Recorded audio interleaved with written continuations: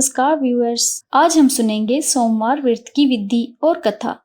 सोमवार व्रत की विधि। सोमवार का व्रत साधारणतया दिन के तीसरे पहर तक होता है। व्रत में फलाहार या पारण का कोई खास नियम नहीं है, किंतु ये आवश्यक है कि दिन रात में केवल एक ही समय भोजन करें। सोमवार के व्रत में शिव जी और पार्वती जी का पूजन करना चाहिए। सोमवार के व्रत 3 प्रकार के हैं: साधारण प्रति सोमवार, सौम्य प्रदोष और 16 सोमवार। विधि तीनों की एक जैसी है। शिव पूजन के पश्चात कथा सुननी चाहिए। प्रदोष व्रत 16 सोमवार कथा तीनों की अलग अलग है, जो आगे लिखी गई है। सोमवार व्रत की कथा। एक बहुत धनवान साहूकार था, जिसके घर में धन आदि किसी प्रकार की कोई कमी नहीं थी, परंतु उसको एक दुख था कि उसको कोई संतान नहीं था। वो उसी चिंता में रात दिन रहता था। वो पुत्र कामना के लिए प्रति सोमवार को शिवजी का व्रत और पूजन किया करता था तथा सायंकाल को शिव मंदिर में जाकर शिवजी के श्री विग्रह के सामने दीपक जलाया करता था। उसके इस भक्ति भाव को देखकर एक समय श्री पार्वती जी ने शिवजी महाराज से कहा कि हे प्रभु, ये साहूकार आपका अनन्य भक्त है और सदैव आपका व्रत और पूजन बड़ी श्रद्धा से करता है। इसकी मनोकामना पूर्ण करनी चाहिए। शिवजी ने कहा, हे पार्वती, ये संसार कर्म क्षेत्र है। जैसे किसान खेत में जैसा बीज बोता है वैसा ही फल काटता है, उसी तरह संसार में जैसा कर्म करते हैं वैसा ही फल भोगते हैं। पार्वती जी ने अत्यंत आग्रह से कहा, महाराज, जब आपका अनन्य भक्त है और उसको अगर किसी प्रकार का दुख है तो उसको अवश्य ही वो दुख दूर करना चाहिए, क्योंकि आप सदैव अपने भक्तों पर दयालु होते हैं और उनके दुखों को दूर करते हैं। यदि आप ऐसा नहीं करेंगे तो मनुष्य आपकी सेवा तथा व्रत क्यों करेंगे? पार्वती जी का ऐसा आग्रह देख शिवजी महाराज कहने लगे, हे पार्वती, उसको कोई पुत्र नहीं है। उसी चिंता में ये अति दुखी रहता है। उसके भाग्य में पुत्र ना होने पर भी मैं उसको एक पुत्र की प्राप्ति का वर देता हूँ, परंतु पुत्र केवल 12 वर्ष तक जीवित रहेगा। उसके पश्चात वो मृत्यु लोक को प्राप्त हो जाएगा।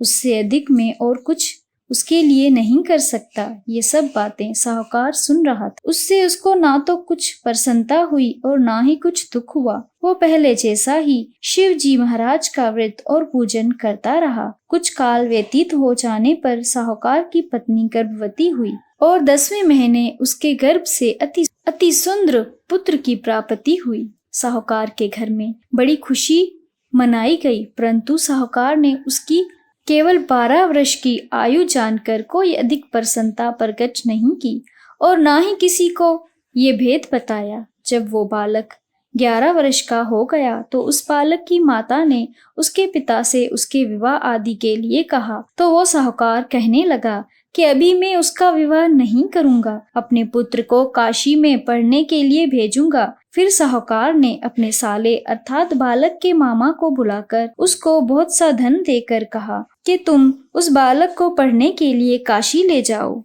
और रास्ते में जिस स्थान पर भी जाओ यज्ञ करते और ब्राह्मणों को भोजन कराते जाओ। वो दोनों मामा भांजे यज्ञ करते और ब्राह्मणों को भोजन कराते जा रहे थे। रास्ते में उनको एक शहर पड़ा। उस शहर में राजा की कन्या का विवाह था और दूसरे राजा का लड़का जो विवाह कराने के लिए बारात लेकर आया था वो एक आंख से काना था। उसके पिता को उस बात की बड़ी चिंता थी कि कहीं वर को देख कन्या के माता पिता विवाह में किसी प्रकार की अड़चन पैदा ना कर दें। उस कारण जब उसने अति सुंदर सेठ के लड़के को देखा तो मन में विचार किया कि क्यों ना दरवाजे के समय इस लड़के को वर का काम करवाया जाए। ऐसा विचार कर वर के पिता ने उस लड़के और मामा से बात की तो वो राजी हो गए। फिर उस लड़के को वर के कपड़े पहनाकर तथा घोड़े पर चढ़ाकर दरवाजे पर ले गए और तब कार्य प्रसन्नता से पूर्ण हो गया। फिर वर के पिता ने सोचा कि यदि विवाह कार्य भी उसी लड़के से कराया जाए तो क्या बुराई है। ऐसा विचार कर लड़के और उसके मामा से कहा, यदि आप फेरों और कन्यादान के काम को भी करा दें तो आपकी बड़ी कृपा होगी और मैं उसी के बदले में आपको बहुत सा धन दूंगा। तो उन्होंने स्वीकार कर लिया और विवाह कार्य बहुत अच्छी तरह संपन्न हो गया। परंतु जिस समय लड़का जाने लगा तो उसने राजकुमारी की चुनरी के पल्लू पर लिख दिया कि तेरा विवाह तो मेरे साथ हुआ है, परंतु जिस राजकुमार के साथ तुमको भेजेंगे वो एक आंख से काना है और मैं काशी जी पढ़ने जा रहा हूँ।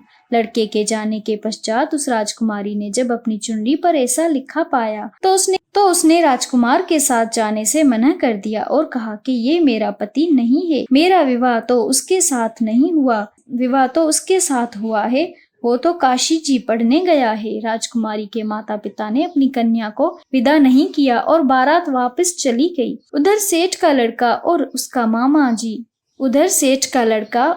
मामा काशी पहुंच गए। वहां जाकर उन्होंने यज्ञ करना और लड़के ने पढ़ना शुरू कर दिया। जब लड़के की आयु 12 साल की हो गई, उस दिन उन्होंने यज्ञ रचा रखा था कि लड़के ने अपने मामा से कहा, मामा जी आज मेरी तबीयत कुछ ठीक नहीं है। मामा ने कहा अंदर जाकर सो जाओ। लड़का अंदर जाकर सो गया और थोड़ी देर में उस लड़के के प्राण निकल गए। जब उसके मामा ने आकर देखा कि वो बालक मुर्दा पड़ा है तो उसको बड़ा दुख हुआ और उसने सोचा कि अगर मैं अभी रोना पीटना मचा दूंगा तो यज्ञ का कार्य अधूरा रह जाएगा। अतः उसने जल्दी से यज्ञ का कार्य समाप्त कर ब्राह्मणों के जाने के बाद रोना पीटना आरंभ कर दिया। संयोगवश उस समय शिव पार्वती उधर से जा रहे थे। जब उन्होंने जोर जोर से रोने की आवाज सुनी तो पार्वती जी कहने लगी, महाराज कोई दुखिया रो रहा है, उसके कष्ट दूर कीजिए। जब शिव पार्वती जी ने पास जाकर देखा तो वहां एक लड़का मुर्दा पड़ा था।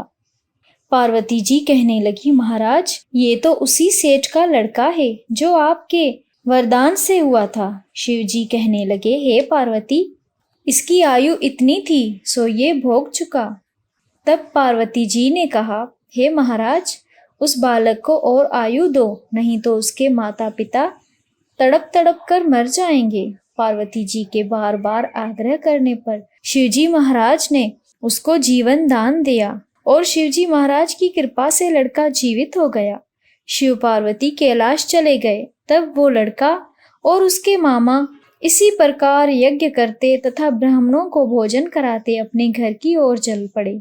रास्ते में वो उसी शहर में आए जहां उसका विवाह हुआ था। वहां पर आकर उन्होंने यज्ञ आरंभ कर दिया तो लड़के के ससुर ने उसे पहचान लिया और अपने महल में ले जाकर उसकी बड़ी खातिर की।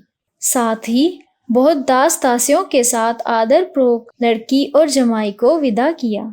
जब वे अपने शहर के निकट आए तो मामा ने कहा, मैं पहले तुम्हारे घर जाकर खबर कराता हूँ। जब उस लड़के के मामा घर पहुँचे तो उस लड़के के माता पिता घर की छत पर बैठे हुए थे और उन्होंने ये प्रण कर रखा था कि यदि हमारा पुत्र सुकुशल लौट आया तो हम राजी खुशी नीचे आ जाएंगे, नहीं तो छत से गिरकर अपने प्राण खो देंगे। इतने में उस लड़के के मामा ने आकर ये समाचार दिया कि आपका पुत्र आ गया है। तब उन्हें विश्वास नहीं हुआ। तब उसके मामा ने शपथ पूर्वक कहा कि आपका पुत्र अपनी स्त्री के साथ बहुत सारा धन लेकर आया है। तो सेठ ने आनंद के साथ उनका स्वागत किया और बड़ी प्रसन्नता के साथ रहने लगा। उसी प्रकार जो कोई भी सोमवार के व्रत को धारण करता है अथवा उसी की कथा को पढ़ता है और सुनता है, उसकी समस्त मनोकामनाएं पूर्ण हो जाती हैं। हर हर महादेव।